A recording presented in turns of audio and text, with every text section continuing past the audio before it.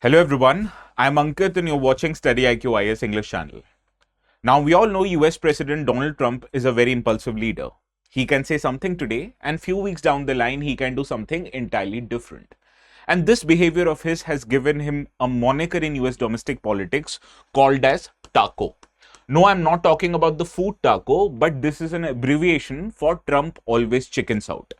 Now, he has done exactly the same, but now with respect to his policy with Russia. So, in our today's discussion, we'll understand how Trump has literally made a U-turn with its policy with respect to Russia, and also how he now deals with countries like Ukraine and NATO. Now, if you want to download the notes, these notes will be available on the Telegram channel called as ATS Live. To find this Telegram channel, it is very easy. Just open your Telegram app. On the top right hand corner, there is a search bar. Click on it and write ATS Live. You'll find the channel. But if you still have problems in locating it, this is the QR code that you can scan. Subscribe to it if you still haven't and download the notes. So let us begin our today's discussion by understanding how has Donald Trump made a U-turn on his policy with respect to Russia. Now, recently in an interview given to BBC, Donald Trump expressed his disappointment with the Russian President Vladimir Putin. And he has claimed that he is not done with him yet. Now, what does it mean? Now, basically in this interview, Trump also endorsed North Atlantic Treaty Organization, whose part US also is. And he has previously called this exact body NATO as an obsolete body. So this shows he has also made a U-turn with his approach towards NATO.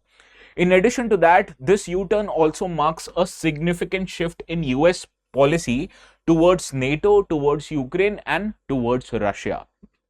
Now, in his recent announcements, you'll realize Donald Trump and US have announced many new weapon systems to be delivered to Ukraine, like the Patriot air defense missile systems, right? Now, in this regard, Trump has also threatened countries like Russia with heavy tariffs in case Russia and Ukraine are not able to sign a ceasefire deal in the next 50 days, and he has not done with it just yet. He has also threatened countries like India, China, and Brazil, who have previously traded with Russia, so that they would force Russia to sign a ceasefire deal, failing which these countries will also have to pay higher tariffs on their energy supplies that they are sourcing from Russia. And this is a statement that has been given by the NATO chief Mark Rutte. So in that regard, let us understand what was US's previous position on Ukraine few months behind, and now what has made him change this position in recent times. Okay, now what you need to understand, this was the meeting that happened on the Oval Office in White House, and this is a very famous meeting which led to many disagreements publicly between US President Donald Trump and Ukrainian President Vladimir Zelensky. So in this regard, let us understand what is US's historical position in this regard. Now, just few months ago, US President Donald Trump had called Putin a nice gentleman. And in that regard, he also criticized Ukrainian President Zelensky by calling him a dictator. Now, while his share of disagreements with Ukraine can be debated, but while doing so, US also announced cut in military aid and intel sharing that it had done with Ukraine since the beginning of Russia-Ukraine war. And you need to understand, on its own, Ukraine won't be able to face the onslaught that is done by Russia. So in that regard, countries like European Union, indirectly through NATO, and US, they have supplied arms and ammunition. They have provided intel sharing information to countries like Ukraine to fight its war with Russia. Now, this previous few months, this has been a marked shift in US's policy towards NATO.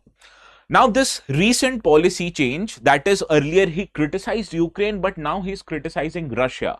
This marks a dramatic reversal when it comes to US's policy with Ukraine and NATO. Now, what are the reasons that triggered this dramatic shift in US policy? It can be attributed to few factors, particularly the hard bargain done by Putin in order to achieve ceasefire in its war with Ukraine. Now, Putin has made several demands. For many of his demands is that he should be allowed to capture the territory which he controls right now in Ukraine even after the ceasefire. Also, he wants a veto over Ukrainians' participation in NATO. Similarly, Russia has also demanded that Zelensky has to go before any ceasefire deal should be signed. Now, this very rigid position of Russia before ceasefire does not run well with US President Donald Trump, and that is why he has made a marked shift. Now, earlier when Donald Trump came into power, he was very vociferous and he was very vocal when he came to wanting to achieve the ceasefire between Russia and Ukraine. And the majority reason of this is Trump's desire for quick success, which will also help him secure the Nobel Peace Prize.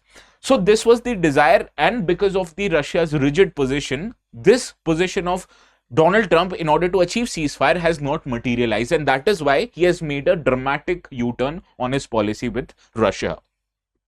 Now, this Trump's dramatic U-turn comes to be as a good news for bodies like NATO.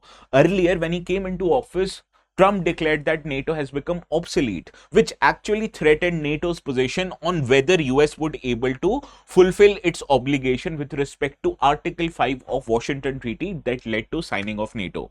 Now you need to understand Article 5 of Washington Treaty, which is a part of NATO, actually compels each and every member nations of NATO to adhere to the principle of collective defense. Collective defense principle means that if one ally of NATO is attacked by any third party, all the allies of NATO or all the members of NATO would come to rescue for that party and fight a war as if the aggression was done on their own. And this is what is the basis of NATO, that is Article 5 of Washington Treaty. So because of Trump's reluctance earlier, NATO was quite apprehensive that Trump and US would not follow on its obligation with respect to Article 5. But now, since Trump's stance has become more hardened against Russia, this is a source of reinvigoration for NATO and potentially says that US will now fulfill all its commitments, especially with relation to Article 5 of Washington Treaty. Now, it also shows that when immense public pressure and diplomacy do their work, it can even change the opinions of unpredictable leaders like Donald Trump. So this is how it is a public pressure win. It is a win for NATO. It is also a win indirectly for Ukraine because now Trump's position with respect to Russia has become quite hardened. Understood? Now, in this regard, let us understand how such unpredictability can be handled by countries like India. Because India in recent times has faced quite a bit of difficulty when it comes to dealing with Trump, especially after Operation Sindoor. Because if you understand, after India and Pakistan agreed on ceasefire, Trump claimed this credit, saying that he was the one who forced these two parties for ceasefire, and this kind of a policy changes quickly from US side does not go well with India. So in that regard, there are some lessons for India so that it can learn and navigate the unpredictability of Trump in a much better way, right? Now, first, this highlights that India should build on its strategic autonomy. Now, Europe earlier faced quite a lot of threats from Trump. And because of this Europe, it doubled down on defense spending and they all rallied behind Ukraine in order to support them despite the fact US would come to Ukraine's rescue or not. And this highlights that even India should invest on its own capacities, be it defense, be it economy, or be it its diplomatic capacities. And having your own capacity, regardless of what US position is, will automatically strengthen your hand in every negotiations with US. And we understand even today India is involved in a trade deal or negotiations for trade deal with US. So for that, India should be negotiating this trade deal only on its own interest and not should look to appease with the policies of US Trump, because India should understand what its own national interest and deal with each and every nations including US accordingly, right? Similarly, there are another takeaways for India. First of all, you need to engage with another countries, not just through formal, but through informal channels as well, which means you have to engage with another country through multiple channels. And this can be seen. Even Trump, he has in past responded to informal diplomacy because Trump technically is an outsider to US politics. He was not an active politician before he became US president for the first time. So this highlights that such a outsider leader in the domestic politics, they often rely on informal sources of diplomacy, like their friends, like their business networks, etc. So India can use this informal networks also to build good relations or at least to mend its equation with Donald Trump, right? Similarly, countries like European Union, countries like Pakistan have actually used these Trump's inner circle and his informal networks through family, through friends, through business leaders to put their point and achieved strategic gain. So if Pakistan and Europe can do it, why can't India do it, right? So India must not just focus on formal diplomacy like Quad, like other networks, but it should also focus on informal networks like through diasporic navigation, through back channel diplomacy, by engaging with people who are very amenable to India's interests, right? And this will help India navigate the treachery or the instability that goes right now in US politics, right? So this has been the takeaway for India out of this example, that even though Trump remains quite unpredictable, he can actually make a U-turn, but you have avenues to make yourself in a better position with respect to US, that is navigating through multiple channels and strengthening your own capacity when it comes with respect to defense, with respect to trade, with respect to other aspects, right? Now, the bottom line of our today's discussion is that even today, we can't say for sure that Trump will remain stagnant on this particular stance with Russia, because we have seen Trump's stance on Russia remains fluid. If it has changed now, it can change again in the future.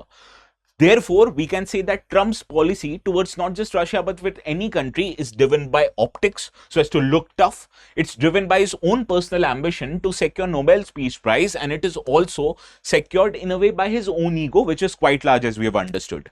So in that regard, India should be very strategically alert, diplomatically agile, not just to interact with formal but for informal networks also, and should be guided after all by its national interest. Because the earlier US Secretary of State, who is not here anymore, Henry Kissinger, he made a statement: in international politics, there are no permanent friends, there are no permanent enemies. The only permanent thing in international politics is your national interest, and India should adhere to this particular principle, not on personal whims of US relationship, right? So this is all for our today's discussion. I have a practice question that I want you to solve. Before that, I wanted to tell you something. What about students who are looking to prepare for exams next year? You barely have about 10 months amount of time. So do you think you have a good strategy? If you have a good strategy, it's good on your part. But if you don't, I'll tell you a way where you can get not just right strategy, but also right approach, right guidance, and right content for our UPSC exam, which is scheduled on 24th of May next year. So one of these approaches is to take admissions in the resolution batches. We provide live lectures, mentorship, and also scholarship to students who clear prelims. So suppose if you enroll in our diamond batches in resolution 2026 batches, and if you clear your prelims next year, your entire course fees that you are going to pay us will be refunded back to you. Please remember, this is only for diamond batch students. You can take admissions to any of our batches by going to our website, opening the resolution 2026 batch. But please remember, before taking the admission, you need to use the code ATS Live. And why am I saying this? Because using this code will help you get 7,000 off on all the courses, not just this particular course. Okay. Just remember, you have to use the code ATS Live, and this batch, the admission of this batch will close in 2 days from now. That is on 20th of July, right? So please remember that. Hurry up. Now, this is the question that I want you to solve. Consider the following statements with respect to NATO. Do let me know the correct answer in the comment section, and the ones who answer it correctly, you'll get a thumbs up. And also please let me know what you feel about India's current approach towards US administration, which is led by Donald Trump. Is India on the right track, or should India mend its foreign policy in order to get more of what it wants from US, right? Do please let me know in the comments. And once again, if you want to download the notes, these will be available on this particular Telegram channel, ATS Live. So this is all from my side. We'll see each other again. Please have a very good night.